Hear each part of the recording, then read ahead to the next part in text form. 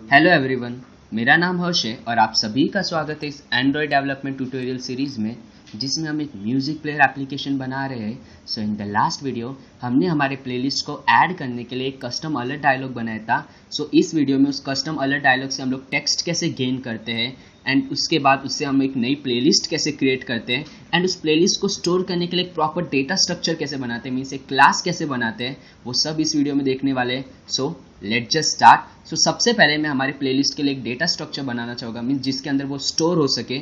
सो मैं हमारे music.kt में चला जाता हूँ, ओके एंड इसके अंदर मैं और क्लासेस बनाने वाला हूँ। जैसे हमने म्यूजिक क्लास बनाई है कुछ स्टोर करने के लिए। सो सबसे पहला क्लास प्लेलिस्ट, ओके। सो ये एक सिंगल प्लेलिस्ट को रिप्रेजेंट करेगी एंड इस क्लास के अंदर क्या क्या होने वाला है वो हमें डिसाइड करना है। सो इस क्लास के अंदर होगा let in it var name which is of string type. So सबसे पहले उसके अंदर प्लेलिस्ट का नेम होगा, उसके बाद वो एक प्लेलिस्ट की रेफरेंस रखेगी। So let in it where playlist जो होगा array list of music files, okay. So जब एक प्लेलिस्ट क्रिएट हो तो उसके अंदर एक रेफरेंस भी क्रिएट होनी चाहिए जो प्लेलिस्ट की रेफरेंस रखे एंड उसके बाद और कुछ। सो लेट इन इट वैर and which is created by means किसने क्रिएट किया उसका नाम। एंड मैं इसके अंदर एक और चीज़ डालना चाहूँगा लेट इन इट वैर and which is created on, means ये कब क्रिएट हुई है मैं वो भी स्टोर करना चाहूँगा जिससे मैं प्लेलिस्ट के अंदर इस डेटा को भी शो कर सकूँ प्रॉपरली, ओके। सो हमने एक प्लेलिस्ट क्लास बनाई जिसके अंदर 4 ऑब्जेक्ट्स है जो हर प्लेलिस्ट के अंदर होने ही चाहिए। एंड इस क्लास के लिए मैं अभी एक और क्लास बनाने वाला हूँ। सो क्लास एंड इसका नाम मैं म्यूजिक प्लेलिस्ट रख रहा हूँ, ओके। एंड ये जो क्लास होगी म्यूजिक प्लेलिस्ट ये रेफरेंस करेगी इस प्लेलिस्ट को। सो where which is of type array list of playlist, okay and इसे मैं इनिशियलाइज भी कर देता हूँ array list, okay. So I know ये दो क्लासेस मैंने क्यों बनाई है। एक्चुअली फर्स्ट क्लास जो है हमारी प्लेलिस्ट को सेव करने में हमारी हेल्प करेगी एंड ये जो सेकंड क्लास है इस प्लेलिस्ट का रेफरेंस रखेगी। अब आप सोच रहे होगे कि हम लोग डायरेक्टली भी तो प्लेलिस्ट का रेफरेंस ले सकते हैं एक ऑब्जेक्ट के अंदर, फिर एक क्लास बना के उसके अंदर रेफरेंस रख के इतना सब करने की ज़रूरत क्या है। एक्चुअली जेसन से डेटा स्टोर करने में शेयर्ड प्रीफरेंस में हम लोग डायरेक्टली ऐसे स्टोर नहीं कर सकते, टाइप्स की बहुत सारी प्रॉब्लम्स होती है। उसकी वजह से मैंने एक कस्टम क्लास बनाई है जो उसका रेफरेंस रखेगी। सो हमें ज़्यादा कुछ नहीं करना, हमें इस क्लास का ऑब्जेक्ट बनाना है एंड डॉट रेफ लिख के हम लोग इस प्लेलिस्ट को एक्सेस कर सकते हैं जो अरे लिस्ट ऑफ प्लेलिस्ट है, ओके। अभी सुनने में थोड़ा कॉम्प्लेक्स लगता है बट जब इंप्लीमेंट करेंगे तो सिंपल हो जाएगा। सो अब हमारे प्लेलिस्ट एक्टिविटी में आ जाते हैं एंड इसके अंदर मैं कंपेनियन ऑब्जेक्ट बनाने वाला हूँ। So companion object which is where music playlist is equal to music playlist and इसे यहाँ पे इनिशियलाइज कर देता हूँ एंड चाहे तो आप यहाँ पे टाइप भी स्पेसिफाई कर सकते हो म्यूजिक प्लेलिस्ट, ओके। सो उस क्लास का ऑब्जेक्ट हमने बना लिया है। अब हमें हमारे अडेप्टर से कुछ डेटा एक्सेस करना है। सो ये जब कस्टम अलर्ट डायलॉग कॉल होता है तब यहाँ पे जो डेटा आता है हमें उसे लेना है, मीन्स उसे हम किसी के अंदर स्टोर करना चाहते हैं। सो यहाँ पे मैं बाइंडिंग का यूज़ करने वाला हूँ जस्ट इसके नीचे। सो वैल बाइंडर या ओके। सो ऑलरेडी बाइंडिंग नाम का एक ऑब्जेक्ट है इसलिए मैं बाइंडर बना रहा हूँ जो होगा ऐड प्लेलिस्ट डायलॉग बाइंडिंग, क्योंकि हमें प्लेलिस्ट डायलॉग की बाइंडिंग करनी है, डॉट बाइंड एंड इसके अंदर हमें एक व्यू पास करना पड़ेगा जो हमने ऑलरेडी ऊपर क्रिएट करके रखा है कस्टम डायलॉग नाम का। सो हमें जस्ट इसे यहाँ पे पास करना है एंड उसके बाद ये बाइंडर हमारा काम कर देगा जैसे हम लोग बाइंडिंग को यूज़ करते हैं वैसे ही। सो जब इस ऐड पे क्लिक हो प्लेलिस्ट डॉट ऐड पे तो प्लेलिस्ट ऐड होनी चाहिए। सो इसके लिए हम यहाँ पे कोड करने वाले। सो जब इस पे क्लिक हो तो बाइंडर डॉट, अब यहाँ पे मैंने किसी ऑब्जेक्ट का नेम नहीं दिया है सो ऐड प्लेलिस्ट में आ जाता हूँ मैं, इन सबको आईडीज़ प्रोवाइड करने वाला हूँ। सो मुझे ज़्यादा किसी को आईडी प्रोवाइड नहीं करनी है, मुझे हमारे इस टेक्स्ट व्यू को जो प्लेलिस्ट नेम है एंड योर नेम को आईडी प्रोवाइड करनी है। सो मैं यहाँ पे आईडीज़ प्रोवाइड कर देता हूँ। सो ध्यान रखना टेक्स्ट इनपुट आईडी टेक्स्ट के अंदर आप आईडी प्रोवाइड करो and which is playlist name, okay. And similarly second one को भी मुझे आईडी प्रोवाइड करनी है। सो यहाँ पे ID which is your name. Okay, so ये क्रिएटेड बाय हमें मिल जाएगा। सो यहाँ पे आ जाते हैं हमारे वापस प्लेलिस्ट एक्टिविटी में। सो यहाँ पे binder dot playlist name, and इससे मैं किसी के अंदर स्टोर कर लेता हूँ, एक ऑब्जेक्ट बनाता हूँ, let's say playlist name. Okay, and उसी के अंदर मैं स्टोर कर रहा हूँ। एंड उसके बाद यहाँ पे मुझे डॉट टेक्स्ट भी कॉल करना पड़ेगा क्योंकि मुझे उसका टेक्स्ट चाहिए। एंड उसके बाद नेक्स्ट थिंग है, मुझे सिमिलरली ऐसे ही कुछ वर्क करना है। So well created by, so किसने क्रिएट किया उसका डेटा भी मुझे चाहिए। So binder dot your name dot text. Okay, अब यहाँ पे हम चेक करेंगे कि क्या ये डेटा नल तो नहीं है। So if playlist name is not equal to null, क्योंकि ऐसा हो सकता है कि नल हो मीन्स ये प्रॉपरली इनिशियलाइज ना हो या कुछ एरर्स की वजह से नल आ गया हो, तो ऐप क्रैश हो सकती है। सो हम चेक करें, यानी यहाँ पे क्रिएटेड को भी चेक करो। So created by is not equal to null. Okay, so अगर ये दोनों नल नहीं है तो आपको आगे का काम करना है। अब नेक्स्ट वर्क क्या करना है, सो उसके बाद आप चेक करोगे कि playlist name dot is not empty. So ये चेक करेगा क्या इसके अंदर कुछ डेटा तो होना चाहिए अगर नल नहीं है तो। एंड उसके बाद similarly created by dot is not empty, so ये भी एम्प्टी नहीं होना चाहिए। एंड उसके बाद हमें फाइनली प्लेलिस्ट क्रिएट करनी है। सो इसके अंदर अगर दोनों ही एम्प्टी नहीं है मीन्स दोनों के अंदर कुछ ना कुछ डेटा है, तो सिंपली ऐड प्लेलिस्ट एंड उसके अंदर playlist name dot to string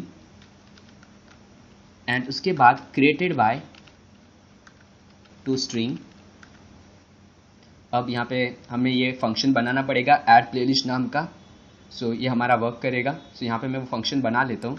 so private fun add playlist, and ये सबसे पहले एक प्लेलिस्ट का नेम लेगा। So name colon which is of string type, and उसके बाद created by, so created by, and ये भी एक स्ट्रिंग टाइप का होगा। So string. ओके, एंड ये फंक्शन हमारा काम कर देगा। सो इस फंक्शन के अंदर हमें कुछ वर्क करना है। तो सबसे पहले मैं चेक करूँगा क्या वो प्लेलिस्ट ऑलरेडी एग्जिस्ट करती है या नहीं। सो अगर करती है तो वो क्रिएट नहीं होनी चाहिए, और अगर नहीं करती तो वो क्रिएट होनी चाहिए। सो यहाँ वेरिएबल बना लेता हूँ, वैर प्लेलिस्ट एग्जिस्ट्स। ओके, ये वेरिएबल अपने आप में ही बहुत कुछ बताता है। सो बाय डिफॉल्ट में अज्यूम करो कि प्लेलिस्ट एग्जिस्ट नहीं करती। एंड इसके बाद मैं कुछ चेक करने वाला हूँ। सो फॉर लूप का यूज़ करूँगा यहाँ पे, फॉर आई इन। अब यहाँ पे जो हमारी मेन लिस्ट है, so music playlist dot reference मुझे कॉल करना पड़ेगा। ओके,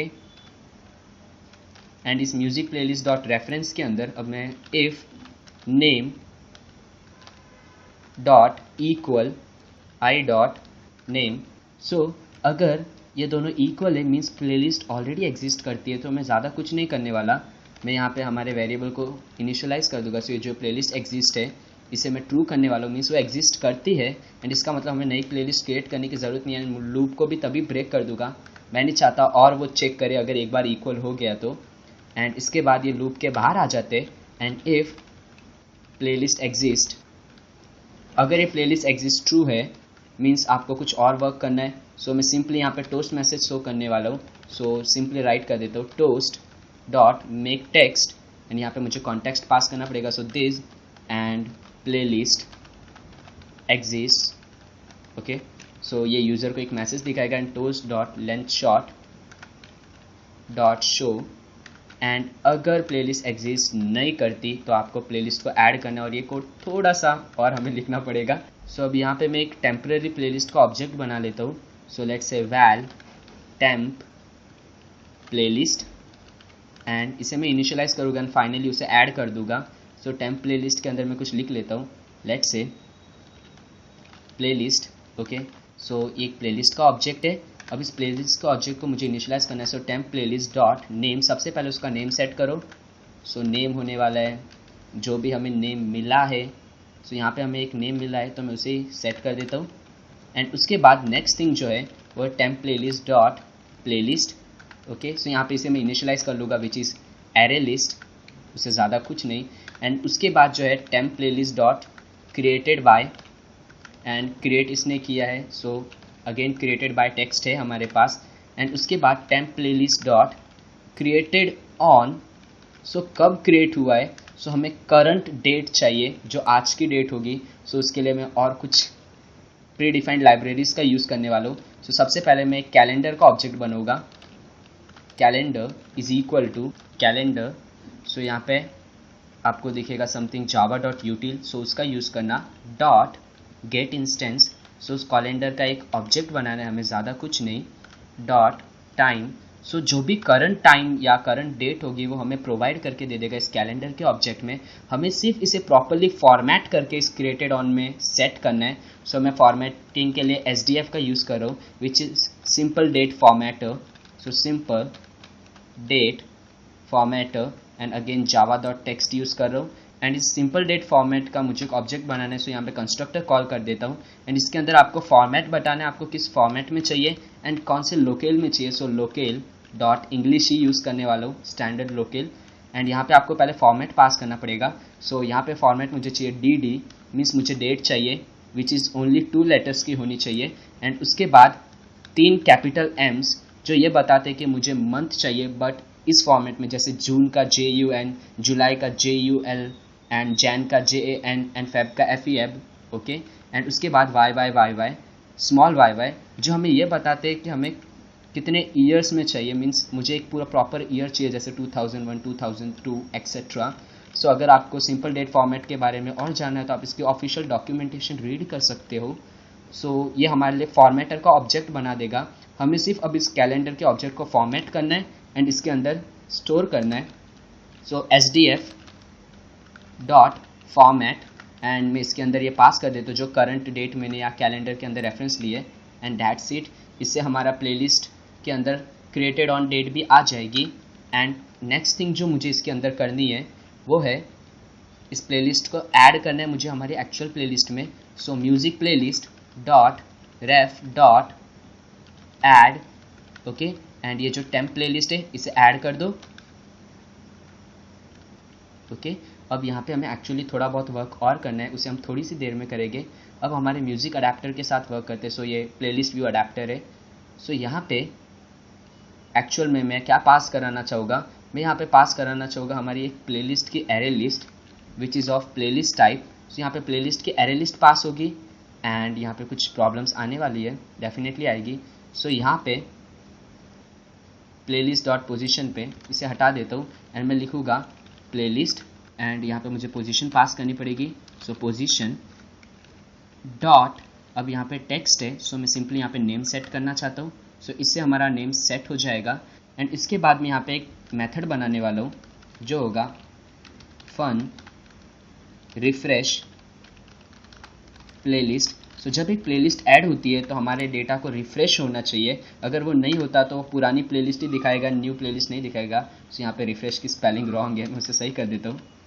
ओके, रिफ्रेश एंड इसके अंदर मैं कुछ वर्क करने वाला हूँ। सो मैं ज़्यादा कुछ नहीं करने वाला, जो भी हमारे पास ये प्लेलिस्ट आई है, playlist is equal to array list, इसे फिर से इनिशियलाइज करो एंड उसके बाद playlist dot add all. Okay, इसके अंदर आपको ऐड करना है। So playlist activity dot music list playlist dot reference. Okay, so मैं एक्चुअल में वो रेफरेंस मीन्स सिंपली वो जो हमारी array list of play list है उसको इसके अंदर ऐड करना है एंड उसके बाद नोटिफाई डेटा सेट चेंज, इससे हमारा काम हो जाएगा एंड वो रिफ्रेश हो जाएगी। अब इस फंक्शन को भी हमें कॉल करना पड़ेगा। सो आ जाते हैं हमारे प्लेलिस्ट एक्टिविटी के अंदर एंड इसके बाद मैं इसे कॉल करूँगा।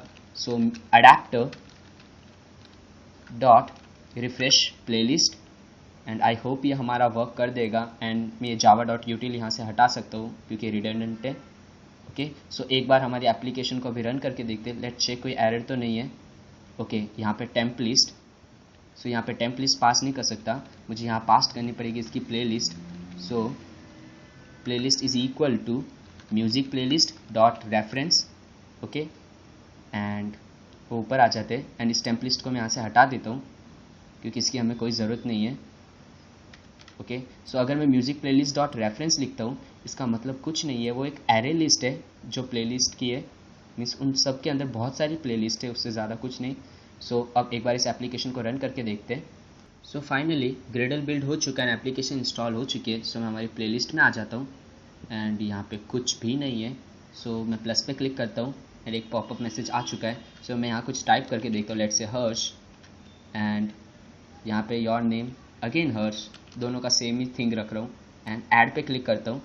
आप देखोगे एक प्लेलिस्ट ऐड हो चुकी है एंड अगर इस पर मैं क्लिक करूँ तो कुछ नहीं होता। लेट्स से मैं अनदर प्लेलिस्ट ऐड करके देखता हूँ सेम नेम और डिटेल्स के साथ। So Harsh and again Harsh and add playlist exist. So आप सेम प्लेलिस्ट ऐड नहीं कर सकते। लेट्स से कोई another playlist, let's say test and Harsh, okay, and add करता हूँ।